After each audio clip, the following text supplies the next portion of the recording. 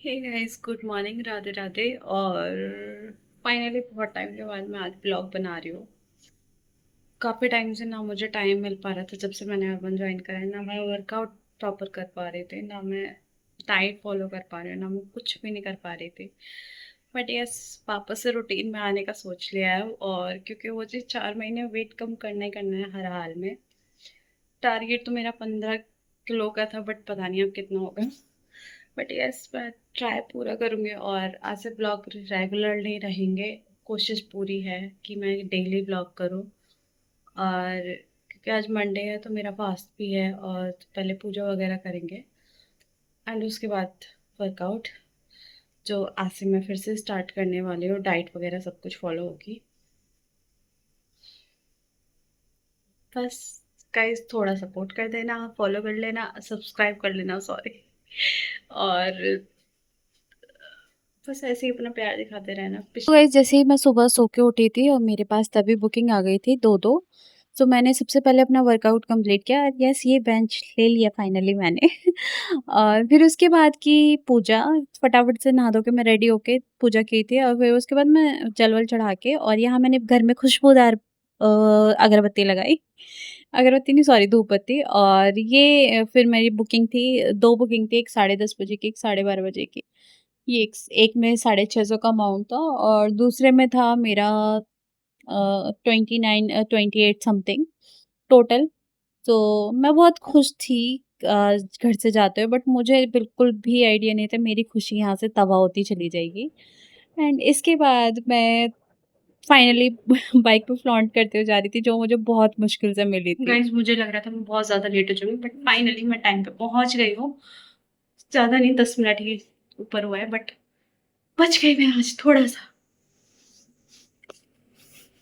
And जैसे ही मैं अपनी फर्स्ट बुकिंग से फ्री हुई, मैं निकल गई थी अपनी दूसरी लोकेशन के।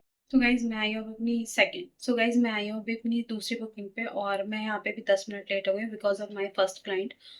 बहुत भसड़ हुई है, वो मैं बाद में एक्सप्लेन करूँगी। टाइम थोड़ा-सा कम था। देखते हैं ये वाला बुकिंग कैसी जाती है।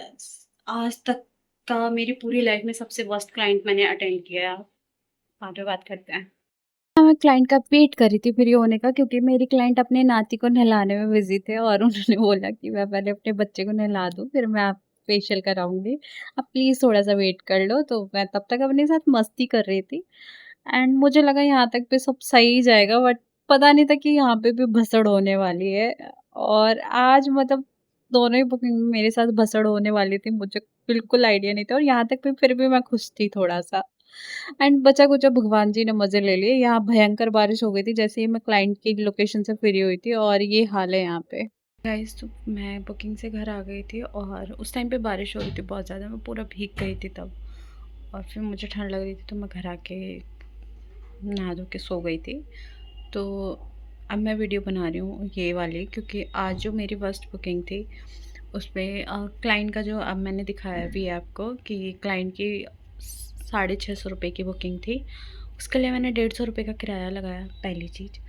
दूसरी बात, फिर मैंने उस पर 2 डिस्पोजल यूज़ किए, हाइजीन किट। उसके बाद क्लाइंट का हिना एप्लीकेशन था। मैंने हिना एप्लीकेशन उनको, मैंने ग्लव्स डाले हुए थे। मैंने हिना एप्लीकेशन उनको हैंड से किया, और जब तक पूरा हो रहा था तब तक उन्होंने मुझे एक वर्ड नहीं बोला। जैसे ही मैं हिना एप्लीकेशन करके हटी और मैं उनको शावर कैप लगाने वाली थी क्लाइंट को, तो क्लाइंट का कहना है कि आपका ब्रश कहाँ है? मतलब अगर उनको हैंड से प्रॉब्लम थी और उन्हें ब्रश से लगवाना था तो वो मुझे बोल सकते थे पहले, पर उन्होंने ऐसा नहीं किया। अब वो इस चीज़ पे मुझसे बहस करते हैं बहुत देर। मैंने उनसे पूछा कि ठीक है मैम, आप बता दीजिए कि मुझे क्या करना है, मैं वही कर दूँगी। अगर आप बोलेंगे तो मैं री-एप्लीकेशन करूँ, जबकि मेहंदी बची हुई थी उसमें। तो मैं उन्होंने मुझे बोला कि री-एप्लीकेशन अगर वो बोलते हैं तो मैं करने के लिए रेडी थी री-एप्लीकेशन भी। बट क्लाइंट ने मुझे कुछ नहीं बोला और वो मुझे बस ये बोलती रहीं, आप देखो आपको क्या करना है, आप देखो, आप अपनी कंपनी में बात करो, आप अपनी कंपनी में बात करो। मैंने, ठीक है, मैंने हेल्पलाइन पे कॉल किया और मैंने उनको पूरी सिचुएशन बता दी कि ऐसे-ऐसे हुआ है और क्लाइंट उससे सैटिस्फाई नहीं है, ठीक है, तब तक सब कुछ ओके था। एंड उसके बाद हुआ क्या कि कस्टमर से बात हुई, क्लाइंट थोड़ा बहुत कस्टमर ने बोला, कस्टमर हेल्पलाइन, सॉरी, उसने उन्होंने बोला कि आप मैम, आप देख लीजिए, आप थोड़ा सा क्लाइंट को कन्विंस कर लीजिए। थॉट कि चलो ठीक है, कोई बात नहीं, हो जाता है कभी-कभी। गलती मेरी भी थी कि मैंने नहीं पूछा क्लाइंट से कि वो हाथ से लगवाएँगे कल। वैसे ऐसा कभी होता नहीं है क्योंकि हेना एप्लीकेशन मोस्टली लोग हाथों से अप्लाई करवाते हैं, कलर, ब्रश। और क्लाइंट का एप्लीकेशन से फ़र्क पड़ता है, हम हाथ से लगा रहे हैं या ब्रश से, किसी को इतना फ़र्क पड़ता नहीं है। तो उसके बाद वो मुझसे आर्ग्यूमेंट करते हैं और उनका कहना है कि ओह! आपने ऐसा तो मैंने कभी नहीं देखा, मैंने पिछले क्या बोलते हैं, उनका कहना था कि मैं इतने सालों से काम करा रही हूँ और ये तो मेरे साथ आज तक कभी नहीं हुआ, मैं 40 साल से मेहंदी लगा रही हूँ।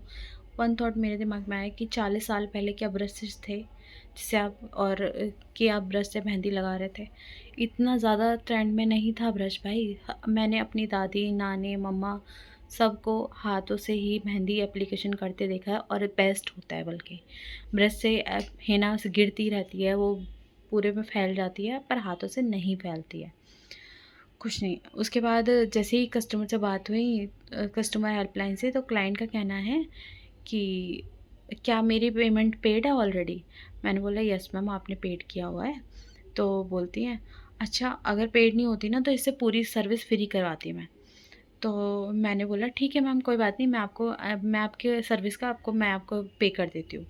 तो क्लाइंट को लगा ओह! ये तो डरी ही नहीं, इसको तो फ़र्क ही नहीं पड़ा पेमेंट के जाने से, क्योंकि ₹600 की बुकिंग थी। ₹600 पे मैं अपना एक्सपीरियंस तो ख़राब नहीं कर सकती थी। मैं इतने सालों से अर्बन में काम कर रही हूँ। मैंने रीजॉइन किया है, बट मैं लॉकडाउन के बाद मैंने पहली बार जॉइन किया था और मैंने तब भी अच्छे खासे टाइम तक काम किया है। और 10-11 साल के करियर में ये मेरा फर्स्ट वर्स्ट क्लाइंट था आज तक का सबसे बड़ा। उसके बाद क्या हुआ, इतनी बात हुई तो क्लाइंट ने मुझे बोला ठीक है, आप श्योरिटी लेते हो अगर मेरे कलर नहीं आएगा तो आप एप्लीकेशन करके जाओगे कल फिर से?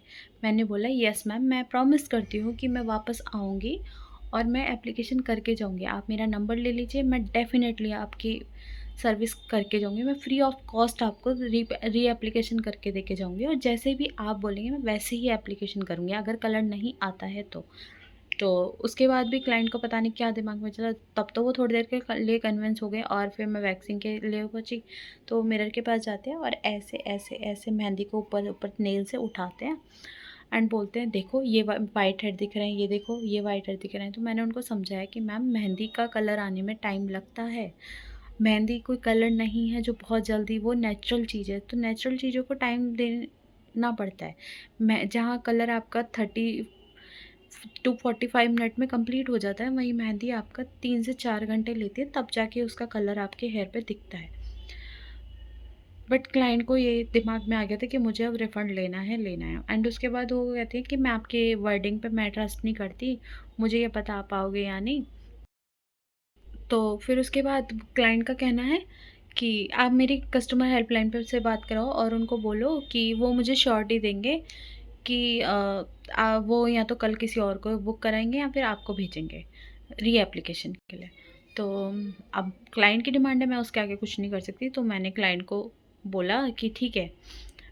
मैंने हेल्पलाइन पे दोबारा कॉल कर दिया और मेरी एक एजेंट से बात होती है, मैंने उनको पूरी सिचुएशन फिर से समझा दी एंड एजेंट का कहना था कि मैम सॉरी, हम रिफ़ंड नहीं कर सकते क्योंकि हमारा एक्सपर्ट ऑलरेडी सर्विस कर चुका है पार्टनर। बट क्लाइंट तो अपनी जगह पे था, क्लाइंट को सर्विस का पैसा फ्री चाहिए, अब उनको तो पैसा फ्री चाहिए ना। उसके बाद उन्होंने एजेंट ने बोला कि मैम आप देख लीजिए, अगर कोई भी प्रॉब्लम होता है आप दोबारा से लगवा लीजिएगा या आप एक बार फिर से एप्लीकेशन करवा लीजिए। कहती है मैं मेहंदी इतनी पहले फुलाती हूँ और इसमें इतना टाइम लगता है, मैं इतना सब डालती हूँ फलाना-ढिकाना। एंड जबकि क्लाइंट मुझे बोल रही है कि मैं 2 दिन बाद फिर से इस पे कलर करवाऊँगी ऊपर से। जब आप मेहंदी एप्लीकेशन कर रहे हो और उसके बाद आपको कलर भी कराना है, आपको पता है कि सिर्फ़ मेहंदी से आपके हेयर कवर नहीं होते, तो फिर आप मेरे से आर्ग्यूमेंट किस बात का कर रहे हो? कुछ नहीं। फिर वो बस इसी बात पे अड़े रहीं, आप एक काम करो, आप मुझे ना मेरा कलर का रिफ़ंड कर दो और मैं आपको क्या बोलते हैं कल के लिए मैं अगर मेरे हेयर में कलर आ जाता है तो मैं आपको कल वापस से पेमेंट कर दूँगी। बहुत देर हो गई थी, मेरी 12:30 बजे की दूसरी बुकिंग थी, तो मुझे वहाँ पे जाना था एंड उसके बाद क्लाइंट का कहना था कि वो इस चीज़ पे अड़े रहे, तो मैंने बात को शॉर्ट ख़त्म करने के लिए मैंने एजेंट से यही बोला, सर कोई बात नहीं, आप इनका रिफ़ंड कर दीजिए। वैक्सिंग अभी बाकी है, मैं वैक्सिंग नहीं करूँगी। आप इनके लिए दूसरा एक्सपर्ट बुक कर दीजिए, मुझे कोई इश्यू नहीं है, आप मुझे एक पेमेंट मत दीजिएगा, मैं यहाँ से चली जाती हूँ। तो फिर क्लाइंट की बहस होती है कि नहीं, वैक्सिंग तो अब आप ही करके जाओगी क्योंकि मैं चेंज कर चुकी हूँ, वैक्सिंग तो आपको ही करनी पड़ेगी। अब इसके बाद जब इतना हुआ, इसके बाद भी मैंने बोला चलो ठीक है, मैं वैक्सिंग कर देती हूँ। तो फिर भी वो पर कलर की पेमेंट पड़ी हुई थी। एंड उसके बाद मैंने उनको बोला कि ठीक है, कोई बात नहीं। मैंने कंपनी मतलब एजेंट को बोला कि सर आप एक काम कीजिए, आप मैम का कलर का कलर एप्लीकेशन का पेमेंट रिफ़ंड कर दीजिए, मुझे एक पैसा नहीं चाहिए। मैं इतनी चिक-चिक के साथ मैं काम नहीं कर सकती, ना मैं इतनी सरदर्दी के बाद पैसा लेके खुश हूँ। अगर मैम खुश नहीं है तो आप उनका रिफ़ंड कर दीजिए। देन उसके बाद सडनली उनका दिमाग घूमता है और वो मुझे ये शो करती हैं कि मैं तो एक्स्ट्रा पैसे दे के भी बुक करा लूँ, और मैं कौन-सा फ्री सर्विस के लिए वो काम कर रही हूँ। मैं कौन-सा ये फ्री सर्विस के लिए कर रही हूँ। अगर आपको हिना के ऊपर भी कलर कराना है, आपको पता है आपके हिना से हेयर नहीं कवर होते हैं, और फिर भी आप एक एक्सपर्ट से इस बात पे बहस कर रहे हो कि आपने हिना हाथ से क्यों अप्लाई कर रहे हो, ब्रश से क्यों नहीं करी। तो इसका क्या मतलब बनता है? आपको रिफ़ंड चाहिए ना। आप बार-बार सिर्फ़ एक ही बात पे अटके हुए हो कि आपको रिफ़ंड चाहिए, रिफ़ंड चाहिए, रिफ़ंड चाहिए। तो इसका क्या मतलब है? तो so guys, moral of the story कि सुबह की बुकिंग ₹650 की थी, जिसमें से मुझे ठुल्लू मिला है आज। और मेरे इतने सालों के एक्सपीरियंस में ये शायद मेरा पहला क्लाइंट ऐसा था जब मुझे अपनी ऑन सर्विस के अंदर मुझे किसी हेल्पलाइन की नीड पड़ी है। हेल्पलाइन पे बात करने की ज़रूरत पड़ी है। मैंने आज तक कभी भी किसी भी क्लाइंट ने मुझे ये नहीं बोला कि शिखा आपका काम ख़राब है या शिखा आपकी वज़ह से मेरा ये काम ख़राब हो गया, कभी भी नहीं। हाँ, ये हो सकता है कि कोई क्लाइंट थोड़ा रूड रहा है, या फिर हम दोनों को एक-दूसरे का माहौल समझ नहीं आया, फिर किसी क्लाइंट को हो सकता है मेरा काम थोड़ा बहुत समझ नहीं आया। बट इस तरह का बिहेवियर, पेमेंट रिफ़ंड माँगना, ये सारी चीज़ें मेरे साथ पहली बार हुई हैं। और मैं इतना ज़्यादा शॉक्ड थी कि मैं बता नहीं सकती। मैं उस पॉइंट पे मैं इतना परेशान हो गई थी कि मैं एक्सप्लेन नहीं कर पा रही थी अपने आप को, और मेरा दिमाग इतना ख़राब था कि मैं उस टाइम वीडियो भी नहीं बना पाई। इसलिए मैं शांत माहौल में बैठी थी, इसलिए मैंने सारी वीडियो बनाई है। और आज का दिन सच में बहुत बेकार था। आज मैं घर से निकली तो थी कि मैं ऑलमोस्ट 5000 का काम करके आऊँगी, बट ऐसा कुछ नहीं हुआ। ना के बराबर पैसे मिले आज मुझे क्योंकि मेरी सेकंड बुकिंग में भी आज गड़बड़ हुई है। क्लाइंट की तरफ से, क्लाइंट को नहीं पता थी कुछ चीज़ें, कि उन्होंने एक ही अपनी मदर के लिए फेशियल और क्लीनअप दोनों बुक करा लिए थे। एंड जो कि एक ही आप एक टाइम पे एक ही चीज़ कर सकते हो, और उसके बाद क्लाइंट ने मेरे से बहस करी कि नहीं, ऐसा नहीं होता, मैं तो दोनों कराती हूँ। अब मुझे नहीं पता वो कौन महान लड़कियाँ हैं जो एक टाइम पे फेशियल और क्लीनअप दोनों करके आ रही हैं। भाई, थोड़े से पैसों के लिए क्लाइंट की स्किन के साथ मत खेलो, दिस इज़ नॉट गुड। किसी दिन क्लाइंट की स्किन बहुत ज़्यादा ख़राब हो जाएगी, डैमेज हो जाएगी स्किन, डबल-डबल स्क्रबिंग, डबल-डबल सारी चीज़ें करके अच्छी चीज़ नहीं है। मसाज भी एक हद तक, एक लिमिट तक ही फेस पे अच्छी लगती है, उससे ज़्यादा अच्छी नहीं लगती। वो आपकी स्किन को फिर ख़राब ही करेगी अगर आप ओवर मसाज कर देते हो या आप ओवर स्क्रबिंग कर देते हो, उससे आपकी स्किन ख़राब होती है, सही नहीं होती। तो चंद पैसों के लिए मत खेलो क्लाइंट की स्किन के साथ, क्योंकि मैं नहीं खेल सकती। हाँ, सो गाइस, आज के लिए इतना ही। Bye bye, tata, good night. और अभी मुझे बहुत तेज़ भूख लगी है क्योंकि मेरा फ़ास्ट था आज। Bye bye guys.